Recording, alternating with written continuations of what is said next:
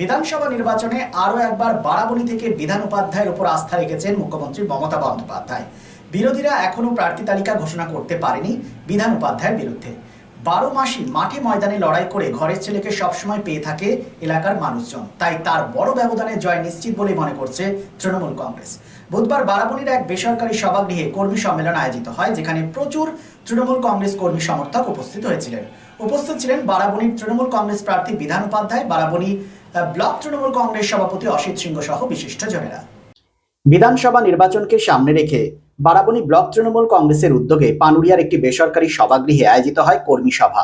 ভিড়ে ঠাসা এই কর্মী সভায় কর্মীদের উৎসাহ উদ্দীপনা ছিল চোখে পড়ার মতো।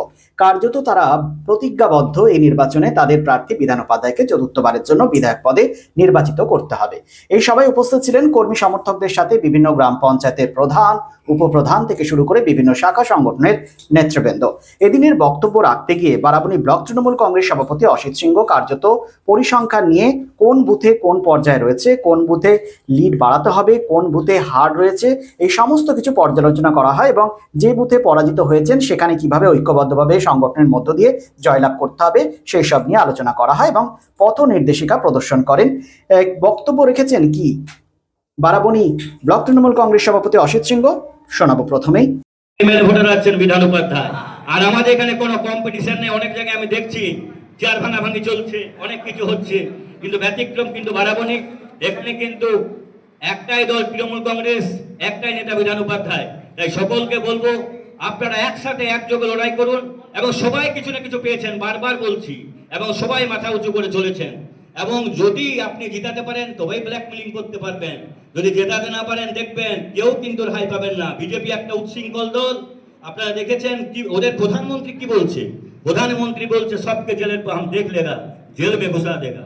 তো একটা প্রধানমন্ত্রী যদি বক্তব্য এটা হয়, তো জেনারেল পাবলিক, আমাদের নেত্রী কিন্তু এটা কখনো বলেনি, বলছে বদলা নয় বদল চায়। আমরা কিন্তু সবসময় কেউ কারোর উপর প্রতিহিংসামূলক আচরণ করতে পারিনি। ওরা কিন্তু গালাগালি দিয়েছে, আপনারাও দেখেছেন সেদিনই যে ওদের নেতা কিভাবে অকথ্য ভাষায় গালাগালি দিয়ে বাজারে আমাদের নাম করে চলেছিল। তা সত্ত্বেও শান্তিপূর্ণভাবে মিছিল করতে পেরেছে, উল্টা আমাদের ছেলেরই মাথা ফাটিয়েছে। তাই আপনার পাশাপাশি বিধান উপাধ্যায় এই কর্মী সম্মেলন থেকে কি বলেছেন সেটাও শুনবো। বলার কিছুই নাই, সবার সঙ্গে দেখা করতে এসেছি, সবাইকে দেখতে এসেছি, সবার সঙ্গে যেহেতু বিভিন্ন জায়গায় আমি প্রতিনিয়ত ঘুরিয়ে বেড়াই, তো সবার সঙ্গে দেখা হয়, সবাইকে একসাথে দেখার জন্য চলে এসেছি, আর কিছু না। যা বক্তব্য বলার ব্লক প্রেসিডেন্ট অলরেডি বলে দিয়েছে, যেহেতু পুরোপুরি সংগঠনটা ও দেখে এবং সেভাবে ও পুরো ডিক্লিয়ার করে বলেছে যে কোথায় কি অসুবিধা আছে না আছে। প্রথমত হচ্ছে যে অসুবিধা থাকাই উচিত নয়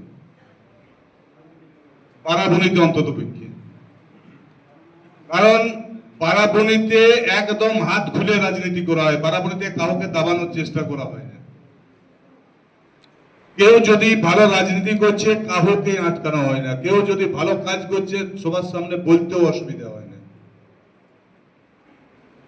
যেখানে কোনো গ্রুপ নয়, যেখানে কিচ্ছু নয়, যেখানে একটাই সংগঠন, সেখানে তো মানে সবকিছু কাজে বলার আগে হয়ে যাওয়া উচিত। কারণ এত এত কর্মী আছে, এত এত নেতৃত্ব আছে, সবাই তৃণমূলটাকে ভালোবাসে।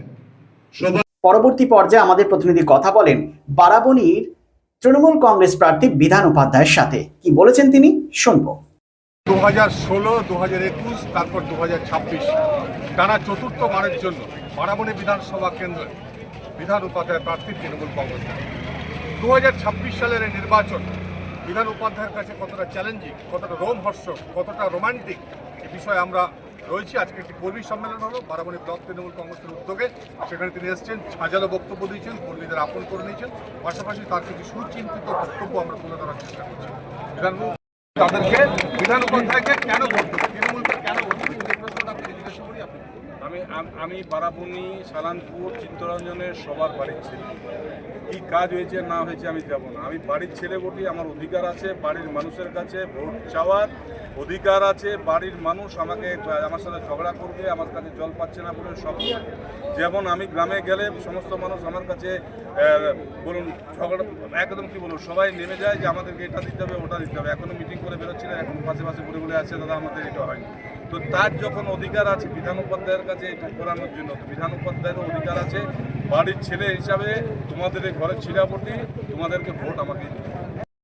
পঞ্চায়েত সমিতির সভাপতি অসিত সিংহ এবং সুজয় সাহেবরা এবং ডিএম সাহেবকে দিয়ে আমরা অলরেডি মিটিং করেছিলাম জলের জন্য আগে, অনেক আগে, এবং সেখানে বিভিন্ন জায়গায় আমরা যেখানে ছোটো ছোটো কাজগুলো সেগুলো করেছিলাম। তাও সব জায়গাতে প্রায় পৌঁছে আছে, যেখানে যেটুকু অসুবিধা আছে বা জল পাচ্ছে না, আমি মানুষকে অনুরোধ করবো, হয়তো বাড়ির ফলে হয়তো জল ফেলাতে পারা যাবে না এখন, কিন্তু বাইরে যাতে জল পড়ে, বাইরে যেভাবে জল পড়ছে সেই জলগুলোকে যাতে কন্টিনিউ প্রসেসে ভালো পড়ে সেটার অ্যারেঞ্জমেন্ট নিশ্চিতভাবে আমরা দেখব এবং আমরা চেষ্টা করব।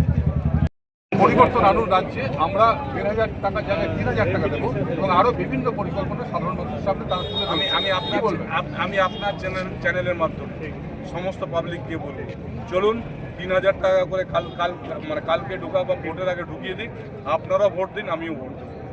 সমস্ত পেছন থেকে একটা খেলা খেলার চেষ্টা করছে, এই পেছন থেকে যারা খেলা খেলার চেষ্টা করছে এই সমস্ত কর্মীদেরকে চিহ্নিত করা যাচ্ছে।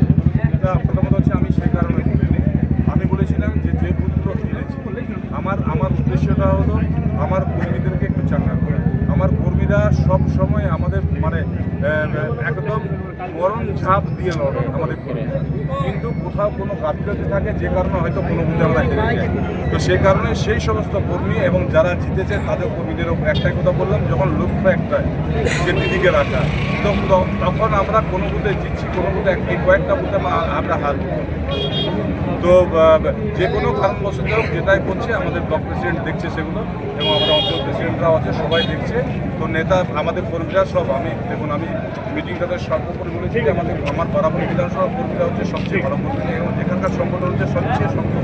Be positive, think better, make a bright future with Misro Nursing Institute Asansol. Misro Nursing Institute Asansol is approved by West Bengal Nursing Council and Indian Nursing Council and affiliated to West Bengal University of Health Science. Misro Nursing Institute Asansol associated with Marwari Relief Society Hospital, which is our parent hospital, and our affiliated hospital is Asansol District Hospital and few rural health centers in Asansol for providing clinical and field training to BSc Nursing and JNM Nursing students. Misro Nursing Institute Asansol offers BSc Nursing for 4 years. Eligibility of admission 45% marks in HS with science stream and English, and JNM course for 3 years. Eligibility of admission 40% marks in HS in any stream with English. Misro Nursing Institute of Asansol provides unbeatable infrastructure, highly qualified faculties, 100% placement assistance to all students. So hurry, admission open for limited seats. Our helpline numbers are 7477782911, 7477713512 and 7477713511. Visit our college campus at Misro Nursing Institute Asansol, Bagbandi Road, Kalipahari, Asansol 9, Paschim Bardhaman. রাজ্য তথা দেশের উন্নত চিকিৎসা পরিষেবা সচল রাখতে প্রশিক্ষিত নার্সদের ভূমিকা ভীষণভাবে গুরুত্বপূর্ণ। এই বাস্তব সত্যকে উপলব্ধি করে 2021 থেকে যাত্রা শুরু করেছে Pramathanath Das academy of nursing. Pramathanath Das academy of nursing offers BSc Nursing for 4 years and JNM for 3 years, recognized by INC and WBNS, affiliated to WBUHS. Prabodhanath Das Academy of Nursing, quality education that transforms lives. Our facilities: student credit card, Swami Vivekananda scholarship, and education loan assistance. After 10+2, to make a bright future, your destination: Prabodhanath Das Academy of Nursing, Banpur Riverside Road, Post Office Hirapur, Asansol, Paschim Bardhaman. Phone number 9907088681, 7584846 949 and 94342 01449.